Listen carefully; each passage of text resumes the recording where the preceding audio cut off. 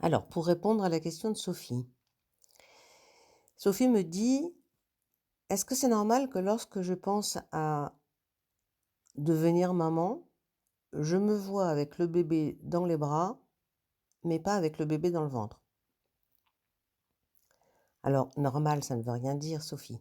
Est-ce qu'il y a quelque chose de normal ou d'anormal? Mais ce qui est sûr, c'est qu'une femme qui ressent l'envie d'être maman et d'avoir une grossesse n'a pas la même acceptation de sa féminité que celle qui veut un enfant, mais qui est déjà dans les bras.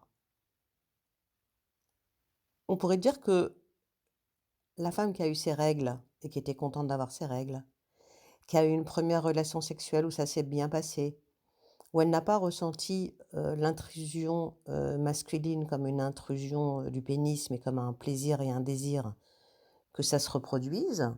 Donc elle n'a pas ressenti d'agression dans le cadre de sa première expérience et même des suivantes. Qu'elle a aimé, sa poitrine, qu'elle a aimé mettre des décolletés, montrer son féminin, n'est pas la même femme que celle qui, veut planquer son féminin, n'aime pas se montrer en public, vraiment déshabillée, qui est très pudique, prude et que ça ennuie carrément, d'avoir ses menstruations chaque mois et que ça lui fait mal ou que ça la dérange ou même qu'elle s'en fiche complètement.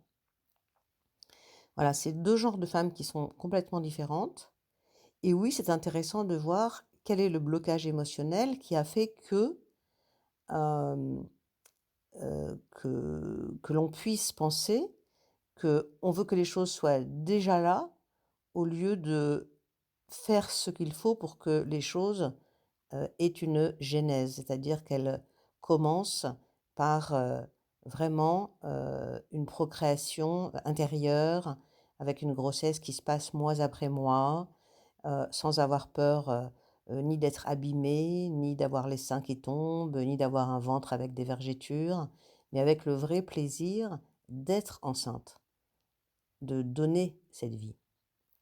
Alors si vous êtes comme Sophie dans ce cas-là, n'hésitez pas à m'appeler pour faire un décryptage et que nous enlevions ce blocage émotionnel qui effectivement peut faire que, eh bien, vous avez du mal en ce moment par rapport à ce ressenti à tomber enceinte. Voilà. Au revoir Sophie et à toutes celles qui lui ressemblent, à bientôt.